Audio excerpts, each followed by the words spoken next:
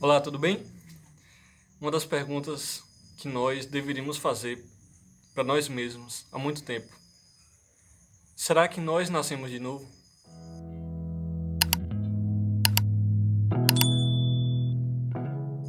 Hoje nós vamos falar sobre uma palavra que está em Esdras, capítulo 9, no versículo 12, e diz assim: Agora, pois, vossas filhas não darei a seus filhos, e suas filhas não tomareis para vossos filhos, e nunca procurareis a paz e o seu bem, para que vos fortaleçais e comais o bem da terra, e façais possuir os vossos filhos para sempre.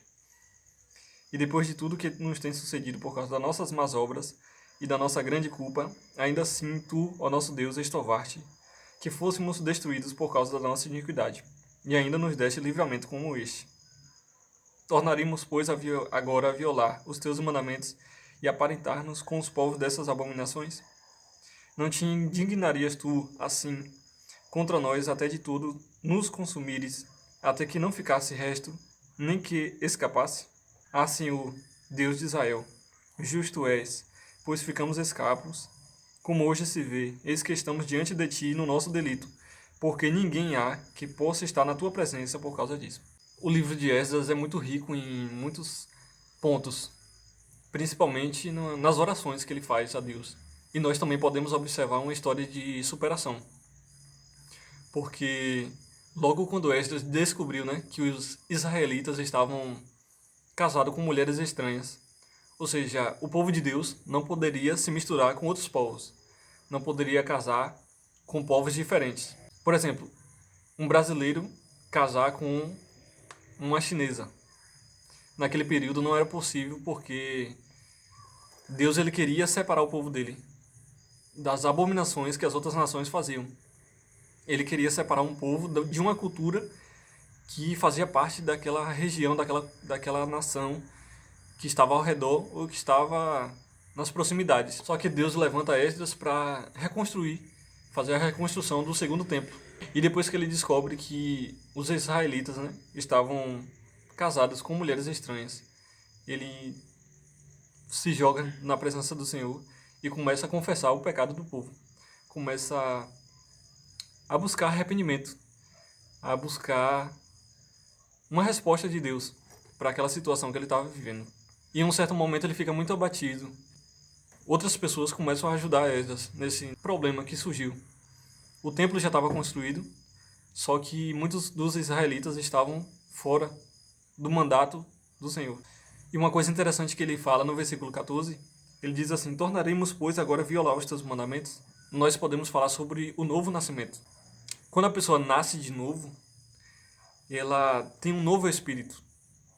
Jesus ele fala com Nicodemos no capítulo 3 de João. Ele diz assim: na verdade te digo que aquele que não nascer da água e do Espírito não pode entrar no reino de Deus.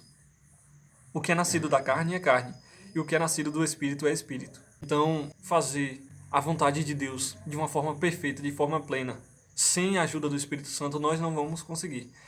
Então Deus, através de Jesus Cristo, ele abriu um caminho para que todo aquele que crê em Jesus receba o Espírito e receba capacitação para obedecer. Não adianta você lutar com suas forças, com a carne, lutar contra o seu pecado, porque você vai perder essa luta. Você tem que buscar recursos de Deus na oração, na leitura da palavra, no jejum, para que você tenha força para vencer o seu pecado. Outra passagem muito interessante que fala sobre as nossas obras, Depois de convertido, depois de nos livrar dessas mulheres estranhas que estão nas nossas vidas, seja qualquer tipo de pecado que esteja nos afastando do Senhor, que esteja bloqueando a glória de Deus, como é que nós devemos agir, Em Tito diz, no capítulo 2, em tudo te dá, por exemplo, de boas obras. Na doutrina, mostra incorrupção, gravidade, sinceridade, linguagem sã e irrepreensível, para que o adversário se envergonhe, não tendo nenhum mal que dizer de vós. Então, para que a gente não dê chance para o inimigo, nós temos que fechar as brechas, parar de falar qualquer coisa, parar de assistir qualquer coisa, de ouvir qualquer coisa, de pensar, de agir de qualquer jeito. Mas nós temos que buscar esse recurso em Cristo, em Jesus, porque por você mesmo você não consegue. Mas você pode me falar, né? Como é que eu sei que eu nasci de novo? Que eu nasci do Espírito? Na minha conversão, nos primeiros dias, eu tinha muito desejo de começar a pregar a palavra de Deus, de querer que outras pessoas fossem salvas. E eu sentia desejo de orar o tempo todo, de buscar o Senhor o tempo todo. Das vezes que eu me afastei, essa vontade ia se perdendo.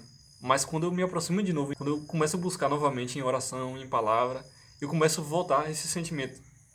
Então, por você mesmo, você não consegue, você precisa da ajuda do Espírito. Em Tito, ainda no capítulo 2, no versículo 11, diz assim: porque a graça de Deus se há manifestado, trazendo salvação a todos os homens. Então é pela graça. A graça de Deus, Ele nos deu ferramentas para conseguir atingir o padrão de Cristo. Porque o padrão não diminuiu, como muitos pensam. A lei de Cristo não acabou. Muitos falam assim, não estou mais debaixo da lei. Claro, debaixo da lei de Moisés. Antigamente era a lei de Moisés que prevalecia. Hoje é a lei de Cristo. Jesus ele mudou de uma lei antiga, que era a lei de Moisés, para uma lei nova. Ele diz, um novo mandamento vos dou. Logo no Sermão do Monte, Jesus ele deixou várias leis para nós.